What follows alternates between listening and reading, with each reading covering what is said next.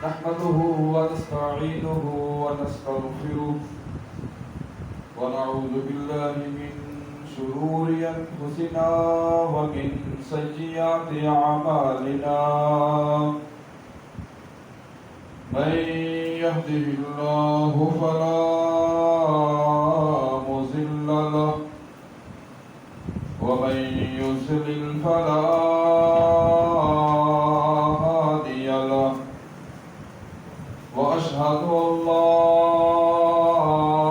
إله إلا الله وحده لا شريك له وأشهد أن محمدا عبده ورسوله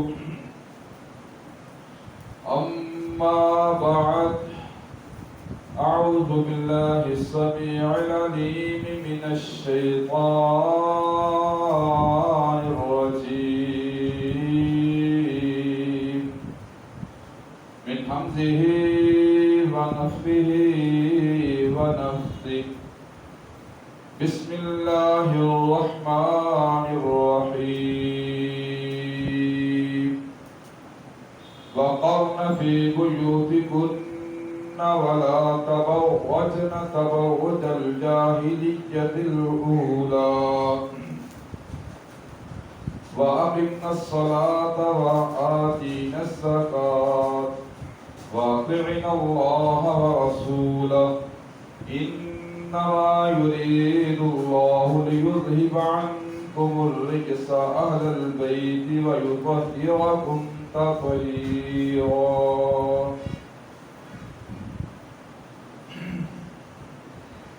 سورۃ الاحزاب آیت نمبر 33 تلاوت کی گئی ہے.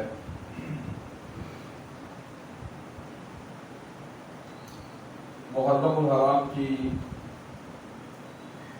8 تاریخ ہے. 1443 ہجری کا آغاز ہو چکا ہے.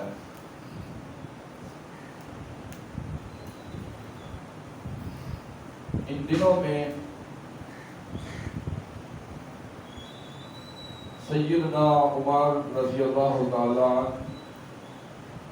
سیدنا حسین، حسن، حضرت علی، فاطمہ، حضرت حسین اور کے رفقاء کا تذکرہ کیا جاتا ہے. ان کا تذکرہ کرنا، صحابہ کرام کا تذکرہ کرنا، اہل بیت کا ذکر خیر کرنا ہمارے ایمان کا حصہ ہے. ہر مسلمان تمام صحابہ کرام کے ساتھ محبت کرتا ہے، تمام اہل بیت کے ساتھ اس کو محبت ہے. اور یہ کوئی جدا جدا چیزیں نہیں ہیں. اہل بیت بھی صحابہ کرام میں شامل ہیں، داخل ہیں. مختصر وقت میں چاہتا یہ ہوں کہ آپ حضرات کے سامنے اہل بیت اطہار کے فضائل اور مناقب ذکر کروں اور یہ بات بتاؤں کہ اہل بیت کسے کہتے ہیں. اہل بیت میں کون کون سے لوگ شامل ہوتے ہیں. یہ جو آیت آپ نے سماعت فرمائی ہے، اس میں اللہ تعالیٰ فرماتے ہیں وَقَرْنَ فِي بُيُوتِكُنَّ وَلَا تَبَرَّجْنَ تَبَرُّجَ الْجَاهِلِيَّةِ الْأُولَى. اپنے گھروں میں ٹھہری رہو اور جاہلیت اولا کا بناؤ سنگار نہ کرو. یہ نبی کریم صلی اللہ علیہ وسلم کی ازواج، آپ کی بیویوں کو اللہ تعالیٰ کا خطاب ہے کہ اپنے گھروں میں رہو، اپنے گھروں میں ٹھہری رہو اور زمانہ جاہلیت، پہلا زمانہ جاہلیت جو گزر چکا ہے اس کا بناؤ سنگار نہ کرو. نماز قائم کرو اور زکوٰۃ ادا کرو اور اطاعت کرو اللہ کی اور اس کے رسول کی. انما یرید اللہ لیذہب عنکم الرجس اہل البیت ویطہرکم تطہیرا. در حقیقت ارادہ کیا، در حقیقت اللہ تعالیٰ چاہتا ہے تاکہ وہ دور کرتے تم سے رجس، پلیدی، ناپاکی. اہل البیت، اہل بیت، اہل بیت اللہ یہ ارادہ کرتے ہیں، اللہ یہ چاہتے ہیں کہ تم سے پلیدی کو، ناپاکی کو، گندگی کو دور کر دیں. وَيُطَهِّرَكُمْ تَطْهِيرًا، اور وہ پاک کرتے تم کو پاک کرنا. اس میں ازواج مطہرات، نبی کریم صلی اللہ علیہ وسلم کی بیویوں کا ذکر ہو رہا ہے. اللہ تعالیٰ نے ان کے لیے اہل بیت کا لفظ استعمال کیا. اہل بیت میں اس کا انکار نہیں ہے. حضرت فاطمہ رضی اللہ تعالیٰ عنہ یا حضرت حسن یا حسین یا حضرت علی ہوں، اس کا انکار نہیں ہے. وہ بالکل اہل بیت ہیں اور افضل اہل بیت میں شامل ہیں. لیکن اہل بیت میں سب سے پہلے جب اہل بیت کا لفظ بولا جاتا ہے تو سب سے پہلے اس سے بیوی مراد ہوتی ہے، پھر اس کے بعد بیٹے، بیٹیاں، نواسے، نواسیاں، پھر یہ سارے لوگ شامل ہوتے ہیں.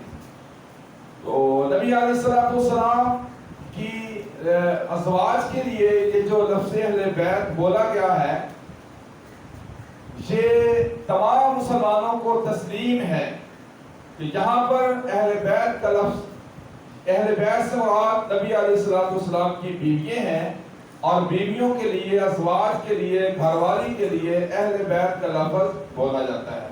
قرآن پاک میں اور بھی جگہ اہل بیت لفظ آیا ہے، اس سے مراد بھی گھر والے ہی مراد ہیں. اسی طرح قرآن پاک میں ایک اور مقام پہ اللہ تعالیٰ نے اہل بیت کا لفظ استعمال کیا تو وہاں پر تو اولاد بھی نہیں ہے، بیٹے بھی نہیں ہے، بیٹیاں بھی نہیں ہے، صرف بیوی ہے. بیوی کے لیے اہل بیت کا لفظ اللہ تعالیٰ نے استعمال کیا. سورہ ہود ہے، آیت نمبر 73 ہے. حضرت سارہ حضرت ابراہیم علیہ السلام کی بیوی ہے. اللہ تعالیٰ نے حضرت سارہ کو، حضرت ابراہیم علیہ السلام کو سارہ کے بدن سے جب بیٹے کی خوشخبری دی تو بیٹے کی خوشخبری لے کر اللہ کے فرشتے آئے ہیں، باتیں کر رہے ہیں، اور باتیں کرتے کرتے حضرت ابراہیم علیہ السلام کو بیٹے کی خوشخبری سنائی، اور وہ انسانی شکل میں آئے تھے ابراہیم علیہ السلام کے پاس. تو ان کی حضرت ابراہیم علیہ السلام کی زوجہ طیبہ طاہرہ حضرت سارہ علیہ السلام ساری گفتگو سن رہی ہیں. جب بیٹے کی خوشخبری آئی تو وہ حیران ہو گئی کہ میرے بدن سے بیٹا کیسے ہوگا جبکہ میں بوڑھی ہو چکی ہوں، اور میرا خاوند ابراہیم علیہ السلام بھی بڑے ہو چکے ہیں، پھر ہمارے گھر میں بیٹا پیدا ہو، یہ کیسے ہو سکتا ہے؟ تعجب کا اظہار کیا. تو اللہ کے فرشتے جو آئے ہوئے تھے کہنے لگے قالوا وتعجبین من امر اللہ رحمت اللہ وبرکاتہ علیکم اہل البیت انہ حمید مجید. سورہ ہود آیت نمبر 73. حضرت ابراہیم علیہ السلام کو فرشتے بول کر کہتے ہیں، سارہ کو بھی سنا رہے ہیں کہ کیا تم تعجب کرتے ہو؟ اللہ تعالیٰ کے حکم سے فرمایا رحمت اللہ، اللہ کی رحمت ہو، وبرکاتہ ہو، اس کی رحمت ہو، علیکم تم پر، اہل البیت اے اہل بیت، اہل بیت تم پر اللہ کی رحمت اور اس کی برکت ہو. اگر اہل بیت سے مراد صرف نواسے ہیں یا بیٹے ہیں یا بیٹیاں ہیں تو یہاں پر تو وہ بیٹا بھی پیدا ہی نہیں ہوا، جہاں پر تو ابھی کوئی بیٹی ہے ہی نہیں ہے، صرف سارہ علیہ السلام گھر میں موجود ہے. اور اللہ کے فرشتے سارہ کو یعنی ابراہیم علیہ السلام کے گھر والوں کو، آپ کی بیوی کو اہل بیت میں شامل کر رہے ہیں. ہمیں اس بات سے کوئی اختلاف نہیں ہے، حضرت حسن ہو، حضرت حسین ہو، فاطمہ الزہرا ہو، حضرت علی المرتضیٰ ہو، ہمارے جگر کا، ہمارے دل کی ٹھنڈک ہے، ہمارے آنکھوں کا سکون ہے. فاطمہ الزہرا اللہ کے نبی کے جگر کا ٹکڑا ہے، اور ہماری محبت ان کے ساتھ وابستہ ہے، ہمارے ایمان کا حصہ ہے. لیکن یہ کوئی انصاف کی بات نہیں ہے بیٹی کو اہل بیت میں شامل کیا جائے اور بیٹی کی والدہ کو نکال دیا جائے. ایک بیٹی کو اہل بیت میں شامل کیا جائے اور دوسری 3 بیٹیوں کا انکار کر دیا جائے. حسن و حسین رضی اللہ تعالی عنہما دونوں نواسوں کو پہلے بیعت میں شامل کیا جائے، باقی نواسوں کو نکال دیا جائے؟ اس کے پیچھے بہت بڑا میرے بھائیوں یہ کوئی محبت نہیں ہے، یہ ان کے ساتھ کوئی ایسا تعلق نہیں ہے، ان کے ساتھ محبت کی دلیل نہیں ہے، یہ ان کے جو لوگ ایسا کام کرتے ہیں اس کے پیچھے بغض ہے، اس کے پیچھے حسد ہے، اس کے پیچھے صحابہ کی دشمنی ہے، اس کے پیچھے ازواج مطہرات کی دشمنی ہے۔ میرے بھائیوں اہل بیت کا جب بھی لفظ آتا ہے اہل بیت سے مراد سب سے پہلے بیویاں مراد ہوتی ہیں، گھر والے مراد ہوتے ہیں، پھر بیٹیاں ہیں، پھر بیٹے ہیں، پھر نواسے ہیں، پھر نواسی ہیں، پھر یہ ترتیب آگے تک چلتی ہے۔ بیویوں کو نکال دیا جائے، بیٹیوں کو اہل بیت سمجھا جائے، اور پھر ایک بیٹے کو اہل بیت سمجھا جائے اور باقیوں کو خارج کر دیا جائے، یہ بہت بڑا ظلم ہے۔ تو آگے بڑھیے اہل بیت کا میں اب قرآن پاک سے آپ کو 2 مثالیں دے چکا ہوں کہ اہل بیت کا لفظ بیوی کے لیے بولا جاتا ہے۔ اب میں آپ کو 2 مثالیں حدیث سے پیش کرتا ہوں کہ اہل بیت بیوی کے لیے خود نبی صلی اللہ علیہ وسلم نے اپنی ازواج کے لیے اہل بیت کا لفظ بولا ہے۔ اہل بیت بہت بڑی ایک اتھارٹی ہے، اہل بیت بہت بڑی شان ہے اور عظمت والے لوگ ہیں جو اس گروہ کے اندر شامل ہیں، اور اہل بیت میں سب سے پہلے بیوی ہوتی ہے، پھر اس کی آگے اولاد ہوتی ہے۔ نبی علیہ السلام کی بیوی سیدہ عائشہ رضی اللہ تعالی عنہا ام المومنین ہماری ماں تھی۔ نبی کی جو بیوی ہوتی ہے اللہ تعالیٰ نے قرآن میں فرمایا وَأَزْوَاجُهُ أُمَّهَاتُهُمْ، نبی کی جو بیوی ہوتی ہے وہ مومنوں کی ماں ہوتی ہے۔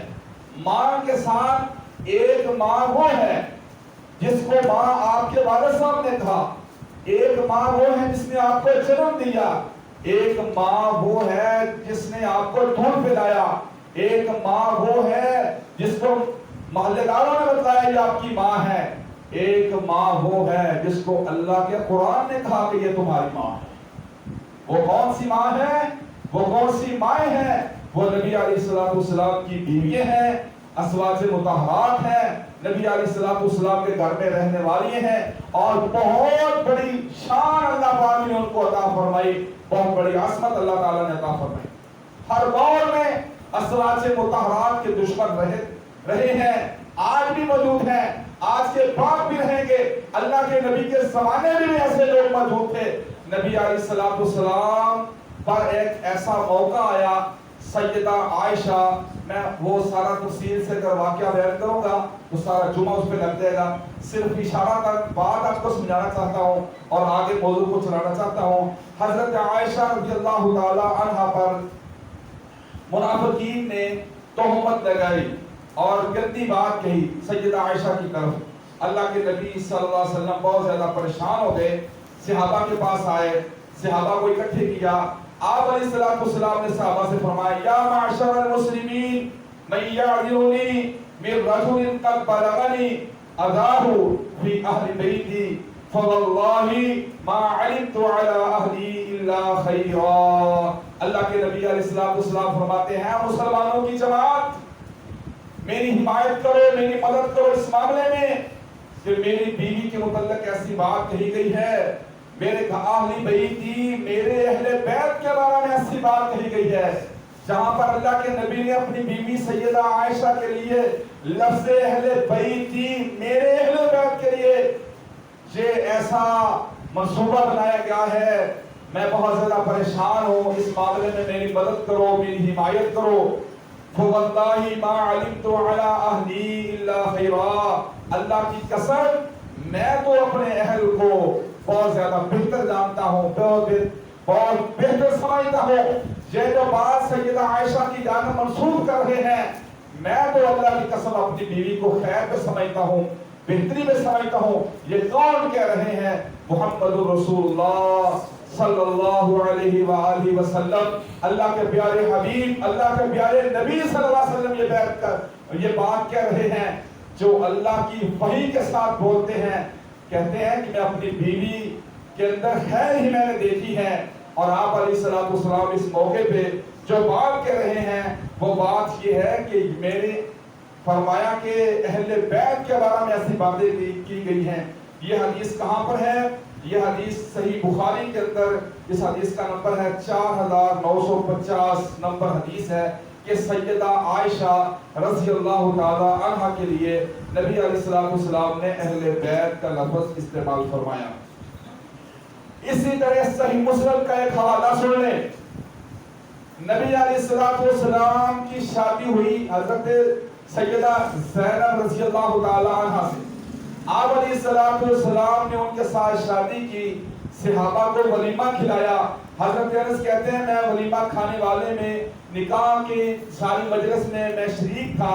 نبی علیہ السلام کا جب ولیمہ ہوا تو ولیمے کے بعد رات گزارنے کے بعد نبی علیہ السلام اپنی دوسری بیویوں کے ہاں ان کے گھر میں جاتے ہیں تو آپ علیہ السلام سب کو کہتے ہیں باری باری ہر ایک دروازے پہ نبی علیہ السلام جاتے ہیں، یا ساری ایک ہی جگہ پہ جمع تھی تو نبی خوشی کے موقع پہ، ایسے موقع پہ سارے ازواج سارے گھر والے اکٹھے ہی ہوتے ہیں تو نبی علیہ السلام اپنی بیویوں کے پاس گئے تو آپ علیہ السلام نے باقی بیویوں سے کہا سلام علیکم کیف انتم یا اہل البیت. اللہ اکبر.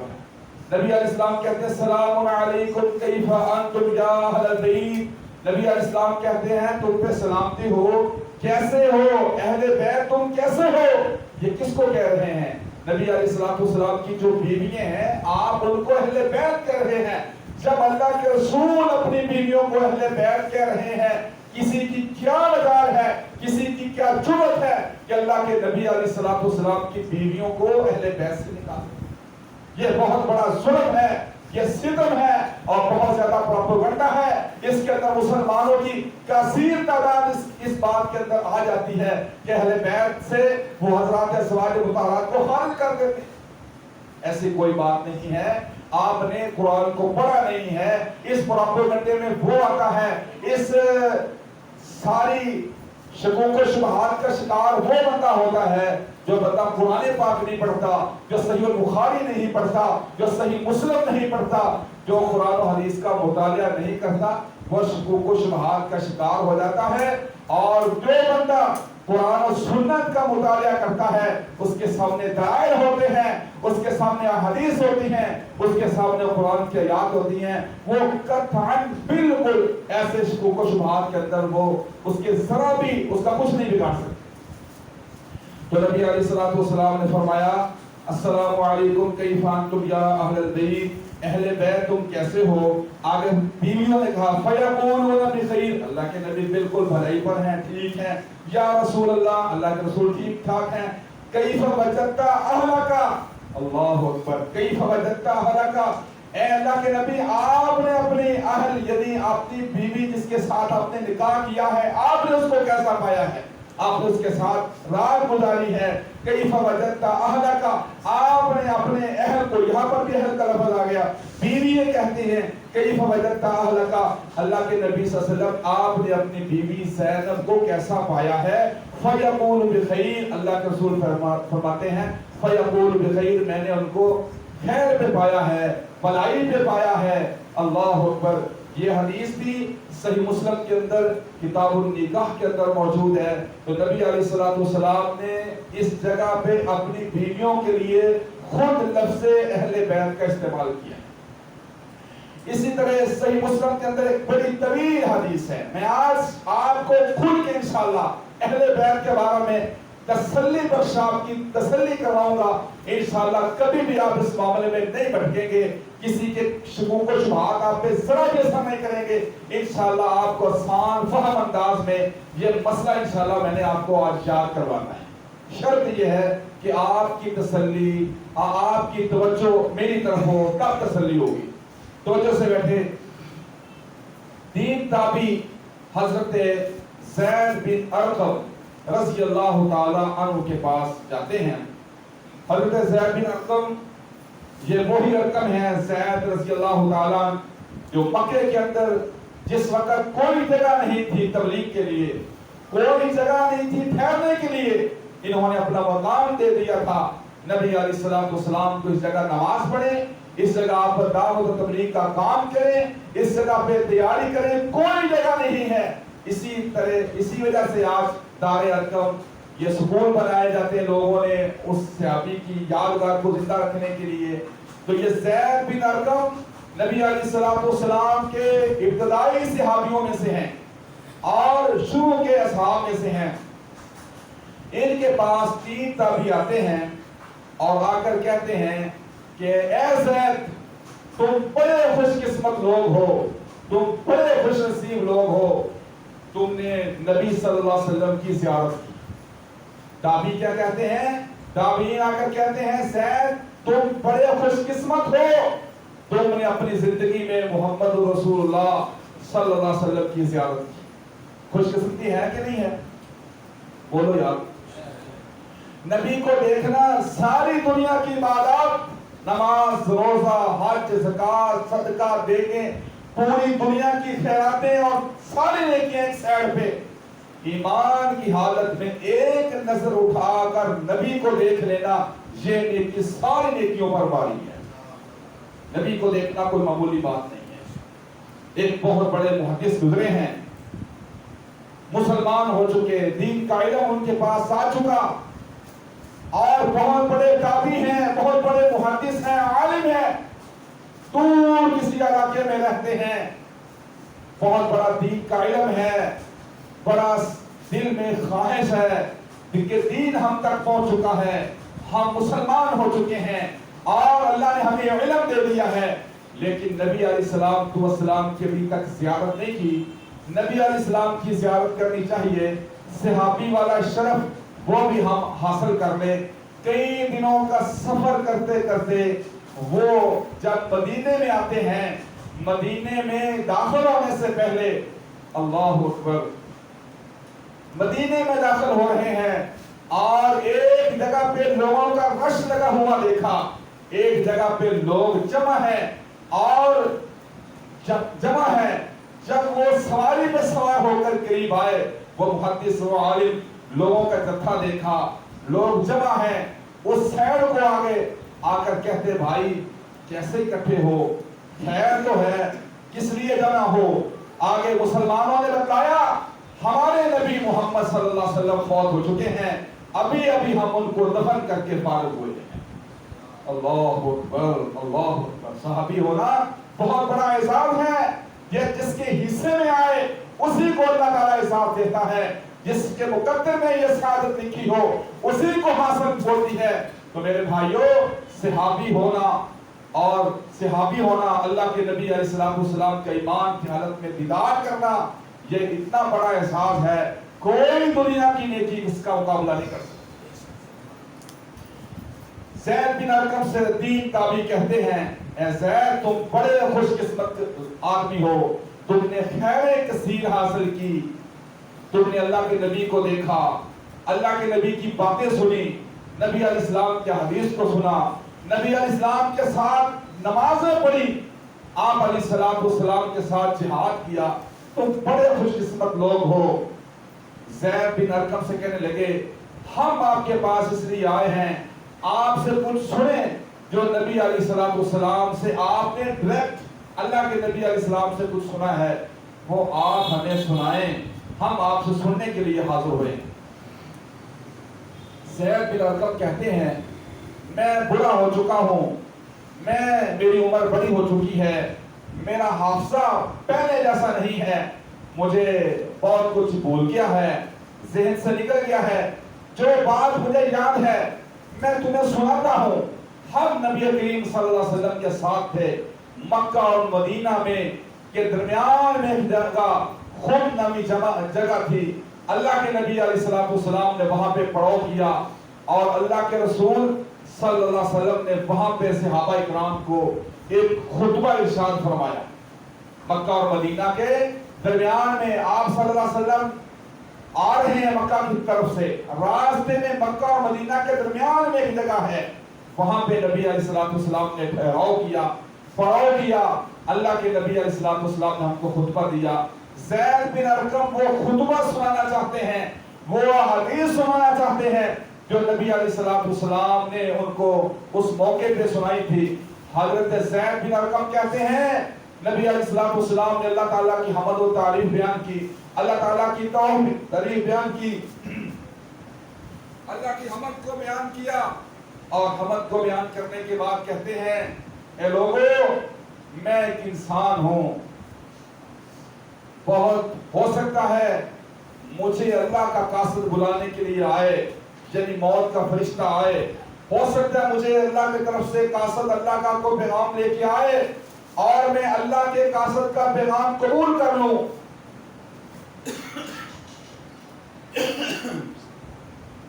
تو میرے صحابہ، میں تمہارے درمیان دو چیزیں بڑی بھاری چھوڑ کے جا رہا ہوں، تم نے ان کو مضبوطی کے ساتھ پکڑنا ہے، تم نے ان کو مضبوطی کے ساتھ تھامنا ہے۔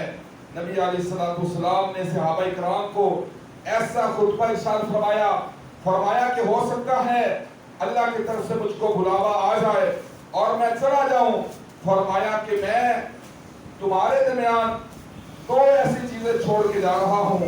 نبی علیہ السلام نے ان کو فرمایا اولہما، سب سے پہلے نبی علیہ السلام نے جس بات کا ذکر فرمایا، اللہ کے رسول علیہ السلام فرماتے ہیں وہ اللہ کی کتاب ہے، اور زید بن ارقم کہتے ہیں نبی علیہ السلام نے اس پہ اتنا لیکچر دیا کہ نبی علیہ السلام بار بار کہتے رہے لوگوں اللہ کی کتاب ہے، اور فرمایا کہ اس پہ نبی علیہ السلام نے ہماری بڑی توجہ اللہ کی کتاب کی جانب کروائی، اور نبی علیہ السلام نے ہمیں خوب ابھارا کہ ہم اللہ کی کتاب پہ عمل کریں، اور فرمایا کہ اللہ کی کتاب میں کیا ہے، فیہ الہدی والنور، فرمایا اللہ کی کتاب میں ہدایت بھی ہے، اللہ کی کتاب میں نور بھی ہے۔ یہ صحیح مسلم کے اندر حدیث ہے بڑی تفصیل کے ساتھ۔ اور دوسرے نمبر پہ نبی علیہ السلام نے فرمایا اہل بیتی، فرمایا دوسرے نمبر پہ میرے اہل بیت ہے، اذکرکم اللہ فی اہل بیتی، اذکرکم اللہ فی اہل بیتی، اذکرکم اللہ فی اہل بیتی۔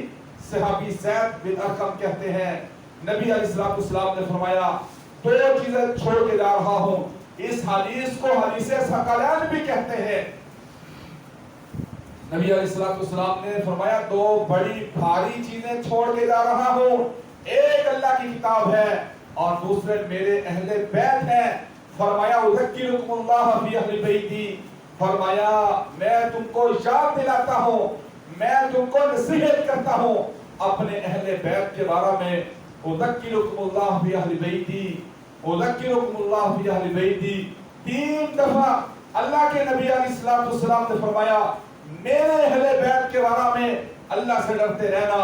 اللہ نبی علیہ السلام کہہ رہے ہیں میں اپنے اہل بیت کے بارے میں تمہیں نصیحت کرتا ہوں، تمہیں فرمایا کہ نصیحت کرتا ہوں۔ اللہ کے نبی علیہ السلام 3 دفعہ اپنے اہل بیت کی طرف توجہ دلاتے ہیں۔ زید بن ارقم صحابی کو، وہ جو تینوں تابعین آئے تھے ان میں سے ایک کہنے لگا اہل بیت سے مراد کون ہے؟ اہل بیت سے مراد کون ہے؟ کیا اس نے خود ہی بلا کے پوچھا کیا ازواج مطہرات نبی علیہ السلام کی بیوییں اہل بیت نہیں ہیں؟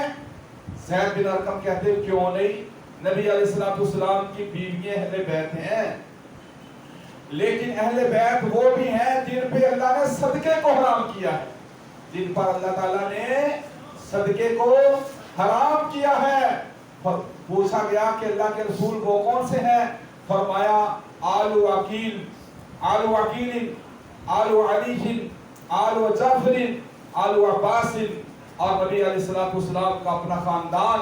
نبی علیہ السلام نے فرمایا اللہ تعالیٰ نے ان پہ صدقے کے مال کو حرام کر دیا ہے۔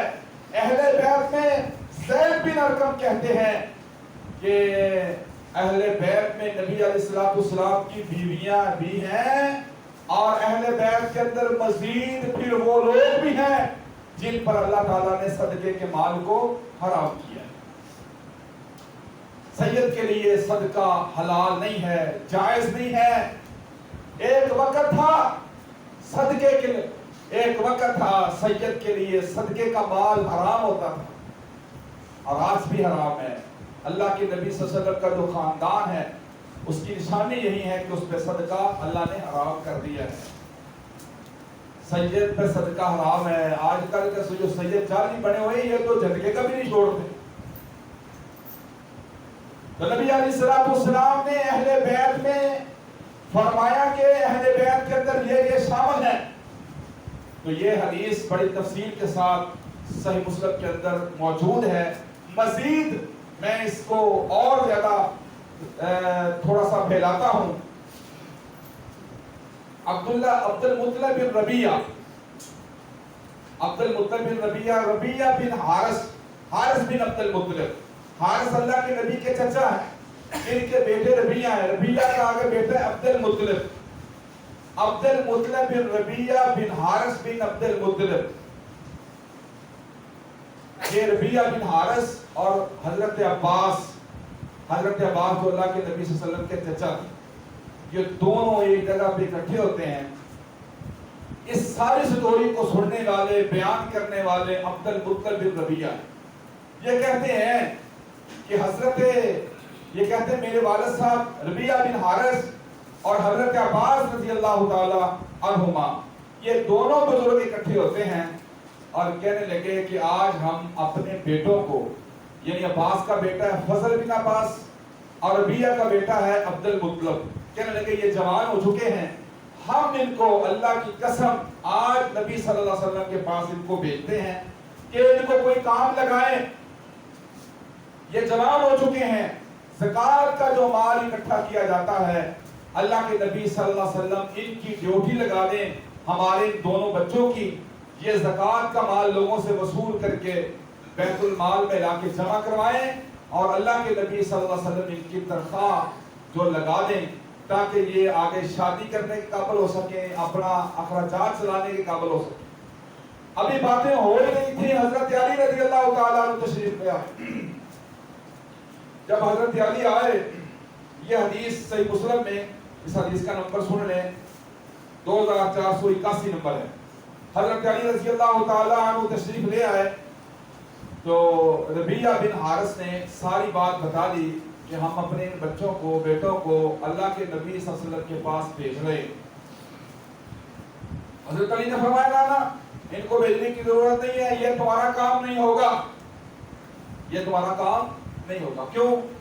حضرت علی کو پتا تھا کہ نبی صلی اللہ علیہ وسلم اپنے خاندان کے لیے زکات کا مال جائز نہ سمجھتے. حضرت علی نے فرمایا کہ یہ کام تمہارا نہیں ہوگا, نہ بھیجو. ربیعہ بن حارث کہتے ہیں حضرت علی سے, آپ یہ بات حسد کی وجہ سے کہہ رہے ہیں. اے علی, آپ کی شادی نبی صلی اللہ علیہ وسلم کے گھر میں ہوئی ہے, آپ کے نکاح میں نبی صلی اللہ علیہ وسلم کی بیٹی ہے, کبھی ہم نے بھی آپ سے حسد کی ہے؟ آپ کا تعلق, آپ کی رشتہ داری رسول اللہ کے ساتھ ہے, ہم نے تو کبھی آپ سے حسد نہیں کیا. حضرت علی کہتے ہیں چلو کوئی بات نہیں, آپ بھیجتے ہیں, دیکھ لیں آپ. عبد المطلب بن ربیعہ اس حدیث کے راوی کہتے ہیں کہ حضرت علی اسی جگہ پہ چادر بچھا کر بیٹھ گئے اور ہمارے واپس آنے تک انہوں نے انتظار کیا. یہ دونوں بچے عبد المطلب بن ربیعہ اور فضل بن عباس نبی صلی اللہ علیہ وسلم کے پاس چلے جاتے. ظہر کی نماز کا ٹائم تھا. ظہر کی نماز انہوں نے جلدی اللہ کے نبی صلی اللہ علیہ وسلم کے ساتھ پڑھی. پڑھ کے نبی صلی اللہ علیہ وسلم کے آنے سے پہلے یا آپ کے حجرے کے دروازے پہ آتے دونوں بچے کھڑے ہو گئے, نوجوان. ایک کا نام ہے عبد المطلب بن ربیعہ اور ایک ہے فضل بن عباس. نبی علیہ السلام کے آنے سے پہلے یہ کھڑے ہیں. نبی علیہ السلام نے آتے ہی ایک کے ہاتھ میں دوسرے, یعنی ان کا ایک کان پکڑ لیا, جیسے بچوں کے ساتھ بندہ محبت کرتا ہے, لاڑ کرتا ہے. تو نبی صلی اللہ علیہ وسلم کے چچاؤں کے بیٹے تھے. نبی علیہ السلام نے ان کا کان پکڑا, ایک ہاتھ میں ایک کا کان, دوسرے کے ہاتھ میں دوسرا کان پکڑا اور اندر لے کے ان کو نبی علیہ السلام نے فرمایا بتاؤ کس لیے آئے ہو, کیا ارادہ ہے, کیا بات. بندہ سمجھ جاتا ہے کہ وہ کوئی کام تو ہے نا. تو نبی علیہ السلام نے فرمایا کس لیے آئے ہو, کیا کام ہے. آپ دونوں ایک دوسرے کی طرف دیکھنے لگے. وہ کہتا تم بات کرو, تو بات کرو. بالآخر ایک نے بات کی. تو جب کہا کہ اللہ کے نبی صلی اللہ علیہ وسلم ہم بڑے ہو چکے ہیں, اے اللہ کے نبی صلی اللہ علیہ وسلم ہم بڑے ہو چکے ہیں, نکاح کے قابل ہیں, روزگار نہیں ہے, آپ ہماری ڈیوٹی لگائیں، جو دوسرے لوگوں کی آپ نے ڈیوٹی لگائی ہوئی ہے ہماری بھی آپ ڈیوٹی لگا سکتے ہیں، آپ ہماری ڈیوٹی لگا دیں، ہم زکوٰۃ کا مال اکٹھا کریں گے، لا کے بیت المال میں جمع کریں گے، آپ اس میں سے جو ہمارا حصہ یعنی تنخواہ مقرر کریں گے تو ہمارا روزگار چلتا رہے گا، اور ہم آپ سب لوگوں سے بڑھ کر صلہ رحمی کرنے والے ہیں، اپنے رشتوں کے ساتھ اداروں کے ساتھ محبت کرنے والے ہیں۔ اللہ کے نبی صلی اللہ علیہ وسلم ہم آپ کے پاس اس لیے آئے۔ اب نبی صلی اللہ علیہ وسلم اب خاموش ہو گئے، ان کی بات سن کے کوئی جواب نہیں دیا، اتنا خاموش رہے کہ ٹائم زیادہ گزر گیا۔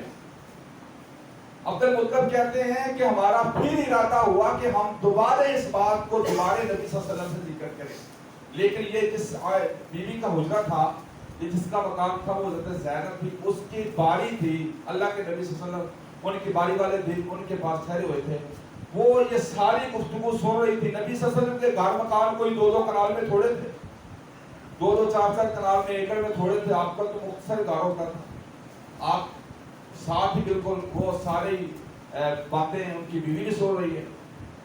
تو عبد المطلب کہتے ہیں کہ جب ہم دوبارہ ابھی سوچ رہے تھے کہ بات کریں تو زینب نے ہمیں ہاتھ کے اشارے سے روک دیا کہ اب دوبارہ اس مسئلے کو نبی علیہ السلام سے ذکر نہ کریں۔ اب بیٹھے ہوئے تھے تو نبی علیہ السلام نے فرمایا جو بیت المال کا جو خزانچی ہے، منشی ہے، محمیہ اس کا نام تھا، محمیہ نام یاد رکھنا، محمیہ بن جس، جو اس کو بلا کے لاؤ۔ اس کو بلایا گیا محمیہ بن جس کو، اور آپ نے فرمایا نوفل بن حارث کو، نوفل بن حارث کو بھی بلا کے لاؤ۔ جب یہ دونوں بزرگ آ گئے، محمیہ بن جس بھی آ گئے اور نوفل بن حارث بھی آ گئے، تو نبی علیہ السلام نے فرمایا کہ یہ جو محمیہ سے کہا یہ جو لڑکا ہے نا عبد المطلب، فرمایا اپنی بیٹی کے ساتھ اس کو بیاہ دے، تیری بیٹی جوان ہے، اس کے ساتھ اس کی شادی کرو۔ فضل بن عباس سے جو فضل تھے آپ کے چچا کے بیٹے، نوفل بن حارث سے کہا کہ تو اپنی بیٹی کے ساتھ ان کو بیاہ دے، اور محمیہ جو بیت المال کا نگران تھا اس سے فرمایا نبی علیہ السلام نے کہ جو نکاح کا خرچہ ہے وہ بیت المال کے اس حصے میں نگران تھا جو مال خمس، جو نبی علیہ السلام اللہ تعالیٰ کا مال اور نبی کا مال ہوتا ہے، اس حصے پہ وہ محمیہ بن جس مقرر تھے۔ نبی علیہ السلام نے فرمایا ان کا نکاح کے تمام اخراجات محمیہ تو نے میرے حصے سے یعنی مال خمس سے تو نے ادا کرنا ہے۔ اور نبی علیہ السلام نے ساتھ ان کو بتایا کہ تم نے زکوٰۃ کی بات کی تھی، زکوٰۃ اکٹھا کرنے کی اور اس سے معاوضہ لینے کی۔ نبی علیہ السلام نے فرمایا یہ لوگوں کا میل کچیل ہوتا ہے، اللہ تعالیٰ نے میری آل پہ اس کو حرام کر دیا ہے، جائز نہیں ہے۔ تو یہ نبی علیہ السلام کے اہل بیت وہ ہیں جن پہ اللہ تعالیٰ نے صدقے کے مال کو حرام کیا ہے، وہ آل عقیل بھی ہے، آل جعفر بھی ہے، آل عباس بھی ہے، عبد المطلب کے یہ جو ساری لڑیاں نیچے چلتی ہیں ان کی اولاد میں یہ سب پہ اللہ تعالیٰ نے مال صدقے کا حرام کر دیا ہے۔ اس لیے نبی علیہ السلام نے یہ کہہ کر ان کا دوسری سائڈ سے انتظام کر دیا۔ تو نبی علیہ السلام کی آپ کو سیرت سے یہ بات بھی ملتی ہے کہ اللہ کے نبی علیہ السلام اپنی برادری کو، اپنے بھتیجوں کو، اپنے چچا کے بیٹوں کو، نبی علیہ السلام ان کو کس قدر سپورٹ کرنے والے تھے، اپنے خاندان کی کس قدر مدد کرنے والے تھے۔ یہ تو آج ہمارا ہے نا، کوئی غریب خاندان ہے، ہمارے کوئی بہن غریب ہے یا بھائی غریب ہے تو دل اور اس کو دبائیں اور اس کو کمزور کریں۔ نہیں میرے بھائیوں، اللہ کے نبی کی یہ سیرت نہیں ہے۔ اللہ کے نبی صلی اللہ علیہ وسلم کی سیرت یہ ہے آپ کا بھائی کمزور ہے اس کو سپورٹ کرو۔ آپ نبی علیہ السلام کی سیرت آپ کی بہن غریب ہے، آپ اس کو مقام بنا کے اس کی سپورٹ کریں، اس کو کھڑا کریں، اس کی شادی اور اس کے بچوں کی شادی اور بچوں کی شادیاں کریں، اس کی بیٹیوں کی شادیاں کریں، جیسے کہ نبی علیہ السلام کے آپ صلی اللہ علیہ وسلم نے اپنے چچاؤں کے بیٹوں کے رشتے کر دیے، اسی وقت طے کروا کے، اسی وقت شادیاں کروا کے اور بیت المال سے سارا خرچہ بھی ادا کروا دی۔ تو یہ سارا واقعہ آپ کو سنانے کا مقصد یہ ہے کہ اہل بیت وہ ہے جس پہ اللہ تعالیٰ نے صدقے کا مال حرام کر دیا تھا۔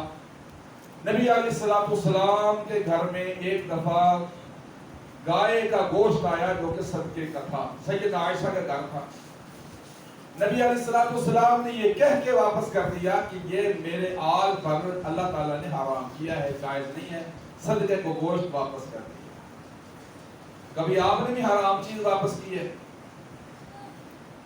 سید کے لیے صدقہ حرام ہوتا ہے نا، نبی صلی اللہ علیہ وسلم آیا، اس کو یہ کہہ کے واپس کر دیا کہ اس کو لے جاؤ، میرے لیے، میرے گھر میں یہ کھانا جائز نہیں ہے۔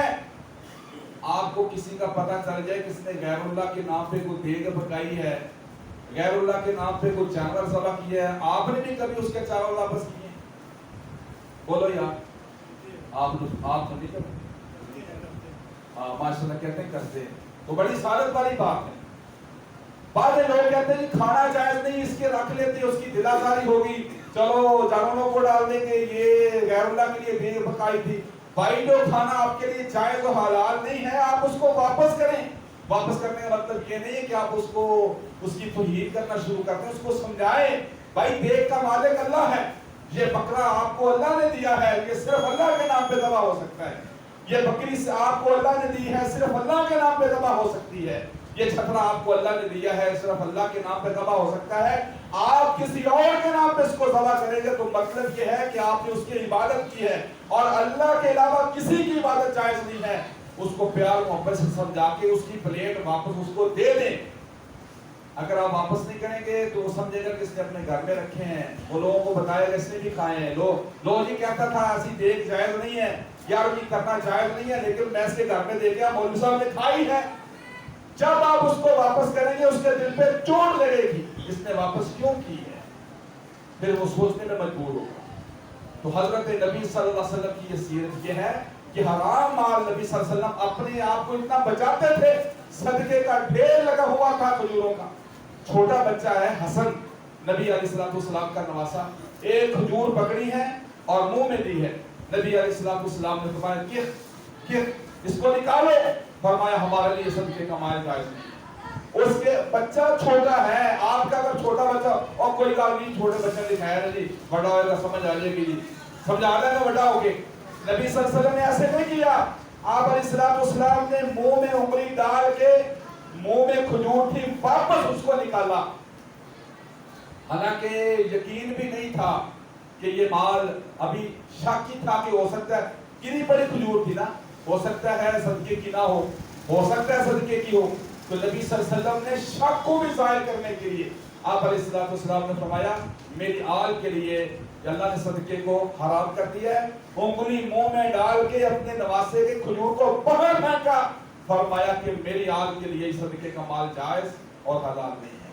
تو میرے بھائیوں، اہل بیت کی بہت بڑی فضیلت ہے اللہ تعالیٰ نے، اور ایک حدیث ہے کہ نبی حضرت ام سلمہ کہتی ہیں، سلمہ رضی اللہ تعالیٰ، میں وہ بھی ذکر کر دیتا ہوں کہ نبی علیہ السلام کے گھر میں، حضرت سلمہ کہتی میں نبی علیہ السلام میرے گھر میں تھے، جب یہ آیت اتری جو میں نے آیت خطبے میں پڑھی ہے، انما یرید اللہ لیذھب عنکم الرجس اہل البیت ویطہرکم تطہیرا، در حقیقت اللہ تعالیٰ چاہتا ہے کہ وہ دور کر دے تم سے رجس، پلیدی کو، اور اہل بیت، اور پاک کرنا چاہتا ہے تم کو، اللہ تعالیٰ پاک کرنا۔ حضرت ام سلمہ کہتی ہیں جب یہ آیت اتری تو اللہ کے نبی میرے گھر میں تھے، نبی علیہ السلام کے پاس فاطمہ آتی ہے، حسن آتے ہیں، حسین آتے ہیں، اور حضرت علی آتے ہیں۔ نبی علیہ السلام نے ان کے اوپر ایک چادر دے دی، آپ صلی اللہ علیہ وسلم نے ان کو چادر کے اندر چھپا لیا، اور چادر کے اندر چھپانے کے بعد نبی علیہ السلام کہتے ہیں اے اللہ یہ میرے اہل بیت ہیں، اے اللہ یہ میرے اہل بیت ہیں۔ تو نبی علیہ السلام کہتی ہیں، حضرت ام سلمہ کہتی ہیں کہ میں نے آواز دی، اللہ کے نبی کیا کہہ رہے ہیں، اللہم ہؤلاء اہل بیتی، اللہ یہ میرے اہل بیت ہیں۔ حضرت ام سلمہ کہتی ہیں ما انا من اہل البیت، اے اللہ کے نبی کیا میں آپ کے اہل بیت نہیں ہوں؟ چادر کے اندر تو وہ موجود تھے نا، حضرت فاطمہ الزہرا، حضرت علی المرتضیٰ، حضرت حسن اور حسین رضی اللہ تعالیٰ عنہ اجمعین، یہ سارے لوگ تھے۔ نبی علیہ السلام نے فرمایا اللہ یہ میرے اہل بیت ہیں، اور حضرت ام سلمہ کہتی ما انا من اہل البیت، اللہ کے نبی میں اہل بیت نہیں ہوں؟ تو نبی علیہ السلام نے فرمایا قال انک اہلی خیرون، वहाउलाई अहल बैती, नबी अलैहिस्सलाम ने फरमाया तू भी मेरी अहल है, बेहतरीन अहल है, तू भी मेरी बेहतरीन अहल है। वहाउलाई अहल बैती, और ये मेरे अहल बैत हैं। ये हदीस कहाँ पर है? ये हदीस अल मुस्तदरक के हाकिम ने सही सनद के साथ हदीस है। और नबी अलैहिस्सलाम ने क्या इरशाद फरमाया? अल्लाह के नबी अलैहिस्सलाम कहते हैं, नबी अलैहिस्सलाम ने अहले बैत के बारे में फरमाया वल्लज़ी नफ्सी बियदिही, फरमाया हज़रत अबू सईद खुदरी इस हदीस के रावी हैं। अल्लाह के नबी अलैहिस्सलाम ने फरमाया उस अल्लाह की कसम जिसके हाथ में मोहम्मद की जान है, ला युबगिज़ुना अहलल बैत अहदुन, फरमाया कि जिस बंदे ने हम अहले बैत में से किसी के साथ बुग़्ज़ रखा, फरमाया हम में से किसी अहले बैत के साथ बुग़्ज़ रखा, इल्ला अदखलहुल्लाहु अन्नार, अल्लाह उसको जरूर जहन्नम में डाल देगा, अल्लाह उसको दोज़ख की आग में डाल देगा। किसको? जिसका अहले बैत के साथ बुग़्ज़ होगा। ये हदीस सही इब्ने हिब्बान में मौजूद है सही सनद के साथ। और इसी तरह अल्लामा अलबानी ने जो हदीस का सही और हदीस का मजमूआ जमा किया है उसके अंदर भी ये हदीस मौजूद है। तो अहले बैत हाँ वो नबी अलैहिस्सलाम की बीवियाँ हों, नबी अलैहिस्सलाम की औलाद हो, नबी अलैहिस्सलाम के नवासे हों, नवासियाँ हों, सब हमारे ईमान का मरकज़ है, हमारे दिलों में उनकी मोहब्बत मौजूद है। कोई भी नबी अलैहिस्सलाम के अहले बैत के साथ दुश्मनी रखता है, बुग़्ज़ रखता है, चाहे वो नबी अलैहिस्सलाम की बीवियां हो या हज़रत अली हो, तो अल्लाह ताला के नबी सल्लल्लाहु अलैहि वसल्लम ने फरमाया कि अल्लाह ताला उसको जहन्नम में, आग में उसको दाखिल करेगा। हज़रत अली रज़ी, हज़रत अबू बकर सिद्दीक़ रज़ी अल्लाह ताला से लेकर नबी अलैहिस्सलाम का सहाबी अबू तुफ़ैल आमिर बिन वासिला जो 110 हिजरी में सबसे एंड में आखिर में जिस सहाबी का इंतकाल होता है, हज़रत अबू बकर सिद्दीक़ से लेकर आखिर 110 हिजरी तक तमाम सहाबा किराम जन्नती हैं। सबका एहतराम जरूरी है और सबके साथ मोहब्बत जरूरी है।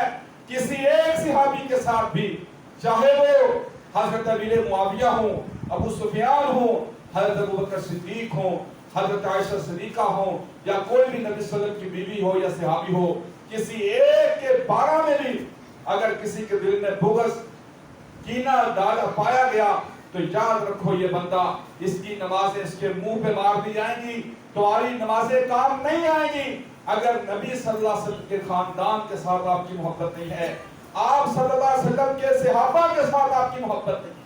अल्लाह के नबी सल्लल्लाहु अलैहि वसल्लम के सहाबा बेहतरीन उस उम्मत के लोग हैं। आज आपका भी मेरा भी दिल कभी तो सोचता होगा, कभी सोचते हैं यार वो लोग कितने खुशकिस्मत लोग हैं जिन्होंने मोहम्मद सल्लल्लाहु अलैहि वसल्लम की ज़ियारत की, जिन्होंने अल्लाह के नबी अलैहिस्सलाम के साथ नमाज़ें पढ़ी, जिन्होंने अल्लाह के नबी अलैहिस्सलाम का साथ दिया। तो मेरे भाइयों वो बहुत ही अजीम लोग हैं। अब्दुस्सलाम भुटवी, अब्दुस्सलाम बिन मोहम्मद, उन्होंने अपनी तफसीर में ये बात लिखी है कि यहूदियों से पूछा गया तुम्हारी उम्मत में सबसे बेहतरीन लोग कौन हैं? तुम्हारी उम्मत में, मूसा अलैहिस्सलाम की उम्मत में सबसे बेहतरीन लोग कौन से हैं? तो यहूदियों ने कहा कि हमारी उम्मत में सबसे बेहतरीन लोग वो हैं जो मूसा अलैहिस्सलाम के साथी थे, मूसा अलैहिस्सलाम का जिन्होंने साथ दिया, जो मूसा अलैहिस्सलाम के हाथ में जिन लोगों ने बैत की, वो सबसे बेहतरीन लोग हैं हमारी उम्मत में। ईसाइयों से पूछा गया, ईसाइयों तुम बतलाओ तुम्हारी उम्मत में सबसे बेहतरीन लोग कौन से? ईसाइयों ने कहा कि हमारी उम्मत में बेहतरीन लोग वो हैं जो ईसा अलैहिस्सलाम के हाथ पे ईमान लाए, मुसलमान हुए और ईसा अलैहिस्सलाम का साथ दिया, ईसा अलैहिस्सलाम के साथ रहे। ये हमारी उम्मत में यानी ईसाइयों में बेहतरीन लोग हैं। और इस उम्मत के राफियों से पूछा गया तुम बतलाओ कि इस उम्मत में सबसे बुरे लोग कौन से हैं? इस उम्मत के सबसे बुरे लोग कौन से हैं? तो इस उम्मत के राफियों ने कहा नबी सल्लल्लाहु अलैहि वसल्लम की उम्मत में सबसे बुरे लोग वो हैं जो नबी के सहाबा हैं।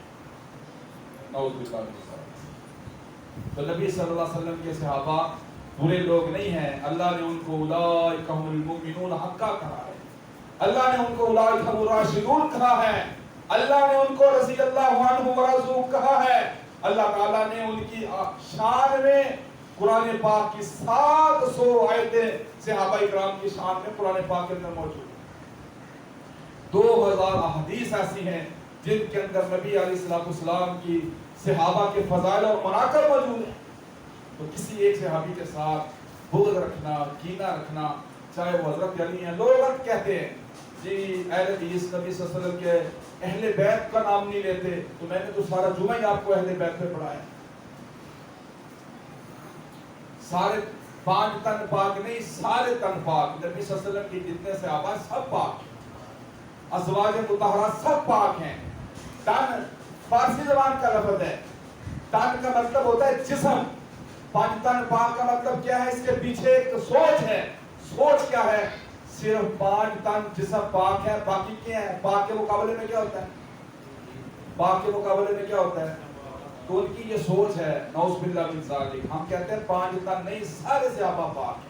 अल्लाह ने सबको सबके मुतल्लिक़ फरमाया कि उलाइका हुमुल मुमिनून हक्का। अल्लाह ताला ने सबके साथ वकुल्लम वअदल्लाहुल हुस्ना, अल्लाह ताला ने सबके साथ जन्नत का वादा किया है। तो मेरे भाइयों, सहाबा इकराम वो हस्तियां हैं जो इस उम्मत के बेहतरीन लोग हैं, आला तरीन लोग हैं। तो मेरे भाइयों, अल्लाह ताला ने इस उम्मत को सबसे अफजल तरीन जो लोग दिए हैं वो नबी अलैहिस्सलाम के सहाबा हैं। आप अलैहिस्सलाम ने फरमाया मेरे सहाबा का दौर बेहतरीन दौर है, फरमाया सबसे बेहतरीन दौर मेरा है, उसके बाद वो दौर है जो मेरे सहाबा का दौर है। तो नबी अलैहिस्सलाम के सहाबा को, किसी एक सहाबी को तान तशरीह का निशाना बनाना ये बहुत बुरी बात है। मैं बात कर रहा था, लोग कहते हैं कि अहले हदीस अली को नहीं मानते। नऊज़ुबिल्लाह मिन ज़ालिक। नबी अलैहिस्सलाम की सही हदीस है, आपने फरमाया हर मोमिन के दिल में अली की मोहब्बत है और हर मुनाफिक के दिल में अली का बुग़्ज़ है। हम अली के साथ मोहब्बत करने वाले हैं, अली के साथ अपने बेटों के नाम अली के नाम पे रखने वाले हैं। हमारे बेटों का नाम आपको हसन भी मिलेगा, हुसैन भी मिलेगा, अली भी मिलेगा, और अपनी बेटियों के नाम फातिमा रखते हैं। क्या ये मोहब्बत की दलील नहीं है? ये मानने की दलील नहीं है? बंदा जिसके साथ मोहब्बत करता है उसी का नाम अपने बेटों के नाम पे रखता है, अपनी बेटियों के नाम उन्हीं शख्सियात के नाम पे रखता है जिनके साथ मोहब्बत करता है। हमारा हजरत अली और मुर्तज़ा हो या हजरत हसन हो या हुसैन हो या कोई भी सहाबी हो, बिला तफरीक हम सब के साथ मोहब्बत करते हैं।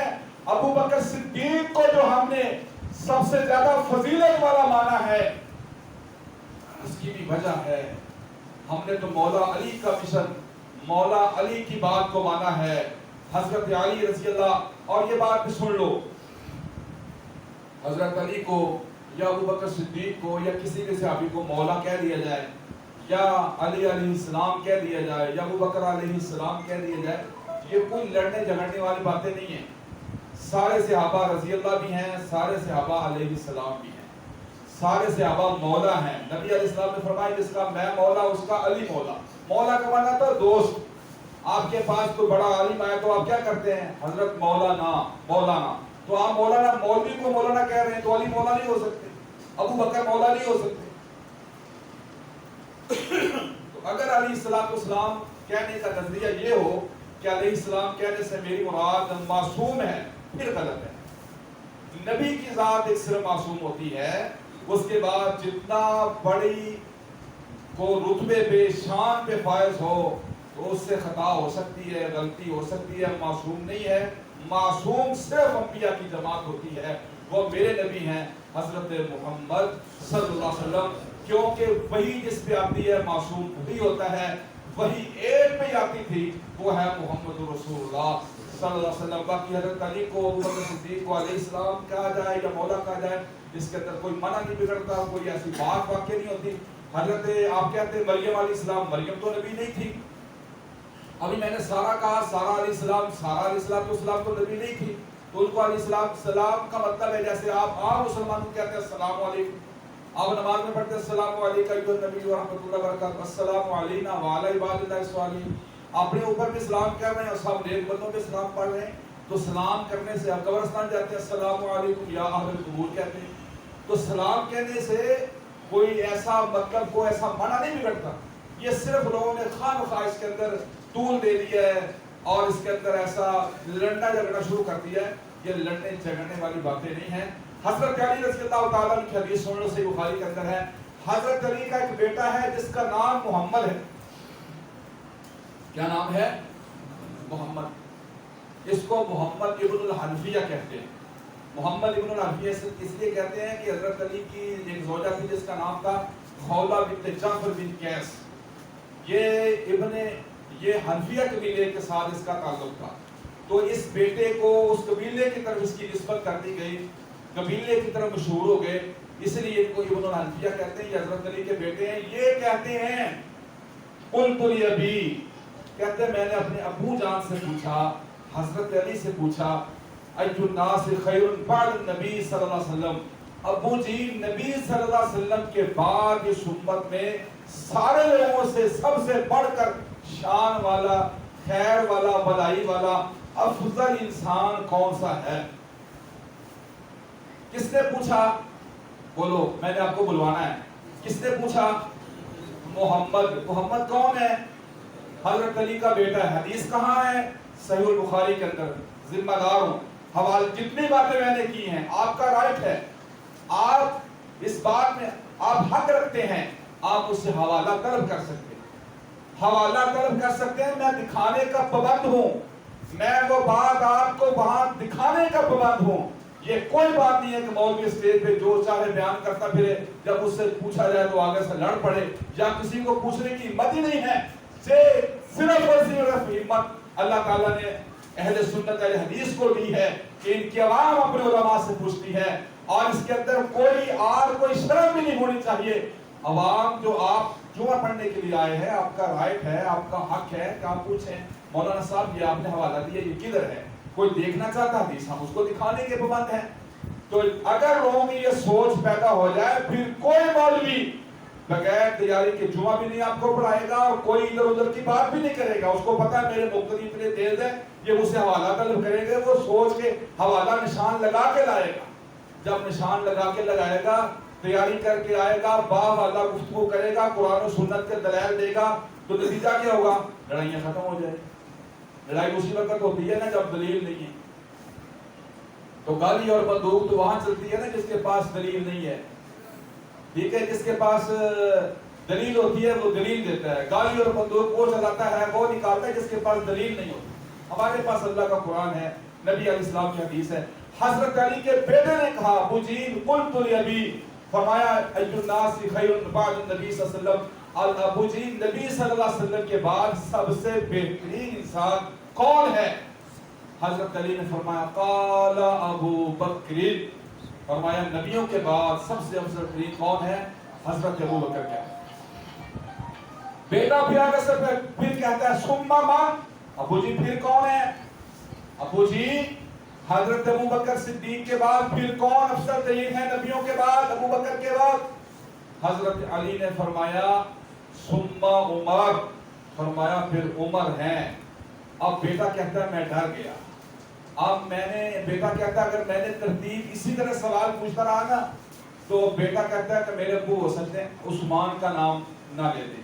پھر میں نے ترتیب بدلی، میں نے کہا ابو جی عمر کے بعد تو پھر آپ ہی ہیں نا، تو حضرت علی کہتے ہیں عمر کے بعد بھی بیٹا میرا نمبر نہیں ہے، عمر کے بعد بھی میرا نمبر نہیں ہے، میں مسلمانوں میں سے ایک عام ہوں۔ شیخ علی رضی اللہ تعالیٰ عنہ نے بتایا کہ نبیوں کے بعد افضل ترین انسان ابو بکر ہے، اور یہ پوری امت کا مسلمان ایک عقیدہ ہے۔ حضرت ابو بکر کے بعد عمر کا نمبر ہے، نبیوں کے بعد اگر کوئی افضل ترین انسان ہے ابو بکر صدیق ہے، حضرت عمر ہے، حضرت عثمان ہے، حضرت علی المرتضیٰ ہے۔ نبی علیہ السلام کا جس نے بھی دیدار کیا ہے، جس نے کلمہ پڑھا ہے، جس نے نظر اٹھا کے محمد کو دیکھا ہے، چاہے وہ ابو بکر ہے، چاہے ابو طفیل عامر بن واصلہ ہے، نبی علیہ السلام کا آخری صحابی، آخری امت میں فوت ہونے والا، سب جنتی ہیں، سب کے ساتھ میرے اللہ کا وعدہ ہے وَكُلًّا وَعَدَ اللَّهُ الْحُسْنَى۔ یہ اس امت کے اولیاء ہیں، یہ اس امت کے افضل ترین انسان ہیں، کسی کے دھوکے میں نہ آنا، کسی کی تاریخ کے فراڈ میں نہ آنا۔ یہ علی انجینئر بدبخت انسان ہے، نیٹ پہ بیٹھ کے ایسے شبہات و شبہات پیدا کرتا ہے، جو رافضیت کا ایجنٹ ہے، اس نے قرآن و سنت سے لوگوں کو دور کیا ہے۔ تو میرے بھائیوں، آپ خود قرآن و سنت کو پڑھیں، آپ قرآن و سنت کے دلائل کو دیکھیں، آپ نبی علیہ السلام کی حدیث کو دیکھیں۔ جب آپ خود مطالعہ کرنے والے بن جائیں گے، انشاءاللہ آپ بہت زیادہ شکوک و شبہات سے باہر نکل آئیں گے اور صراط مستقیم پہ آ جائیں گے، صحابہ کا اور اولیاء کا احترام کرنے والے بن جائیں گے۔ اور ہمیں چاہیے ہم تمام اولیاء کا احترام کریں، ہم تمام صحابہ اکرام کا احترام کریں، تمام اہل بیت کا احترام کریں۔ اگر احترام نہیں کریں گے تو اللہ کو تمہاری نمازوں کی ضرورت نہیں ہے۔ اللہ مجھے اور آپ کو عمل کرنے کی توفیق عطا فرمائے۔ اللہ تعالی ہم سب کا خاتمہ ایمان پر فرمائے۔ صلی اللہ علی النبی الکریم۔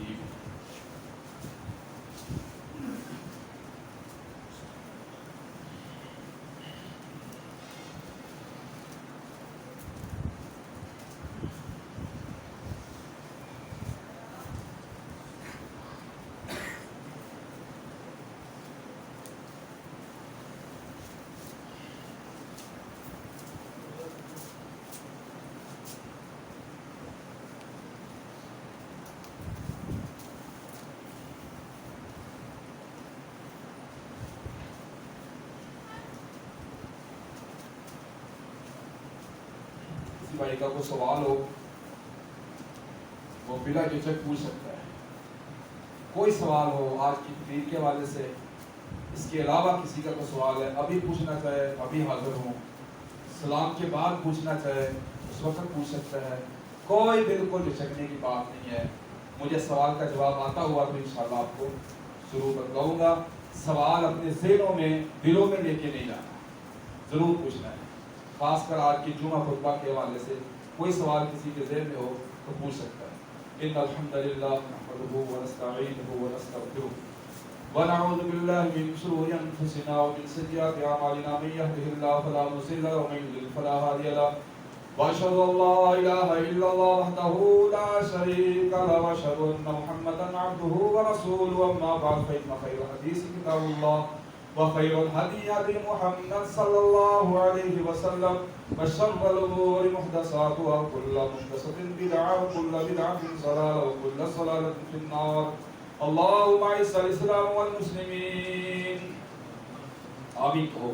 یا اللہ اسلام کو عزت عطا فرما، یا اللہ مسلمانوں کو عزت عطا فرما، اللہ اسلام کو غلبہ عطا فرما، یا اللہ پاکستان کی حفاظت فرما، اے اللہ پاکستان کے اداروں کی حفاظت فرما، پاک فوج کی حفاظت فرما، اے اللہ ہم سب کو اللہ ہم سب کے دلوں میں اپنی محبت اپنے نبی کی محبت پیدا فرما، اے اللہ جب تک ہم زندہ ہیں اللہ اپنے دین کی خدمت کرنے کی توفیق عطا فرما، اے اللہ جتنے لوگ بیمار ہیں اللہ شفا عطا فرما، جتنے پریشان اللہ سب کی پریشانی دور فرما، اے اللہ سب کے رزق روزی میں برکت عطا فرما، اے اللہ توحید والی دولت عطا فرما، اے اللہ جو بھائی مسلمان دین اسلام سے دور ہیں عقیدہ توحید سے دور ہیں اللہ ان کو دین کی سمجھ عطا فرما، اے اللہ اپنے نبی کی ساتھ سچی محبت عطا فرما، اے اللہ اپنے نبی کی ساتھ گرامی پر زیادہ سے زیادہ درود و سلام پڑھنے کی توفیق عطا فرما، اے اللہ ہمارے والدین کی بخشش فرما،